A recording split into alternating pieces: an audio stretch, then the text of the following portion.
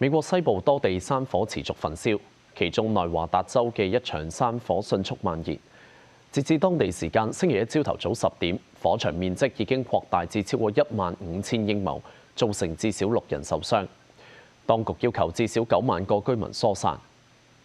州長隆巴爾多宣布當地進入州級緊急狀態，並且下令州國民警衛隊提供支援。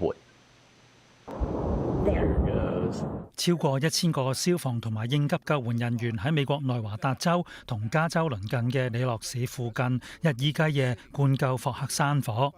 當局喺上個星期六朝早接獲山火報告，並且相信呢場火災係人為引起。We do know that structures have been lost in this fire, but the conditions aren't such that we can allow the damage assessment teams in there yet. So we're waiting for that to happen so that they can actually give us an accurate number. 火勢受到強風影響，喺短時間內迅速蔓延。當局星期日要求大約9萬名居民疏散，其中超過4萬人需要立即撤離。Stay informed, watch outside, have your go bag ready with all your medications, valuables that you can put in a bag, and please be ready to go.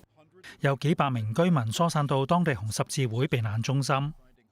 They're being helpful, giving us water, things like that. I just gonna take it day by day. I really don't know, but I'm just gonna pray and ask God. 隔離加州亦都出動大型滅火飛機同埋直升機協助撲救山火。里諾市一帶喺週末期間一度有多達6萬戶停電，目前仍然未完全恢復供電。另外有多條主要公路被迫關閉。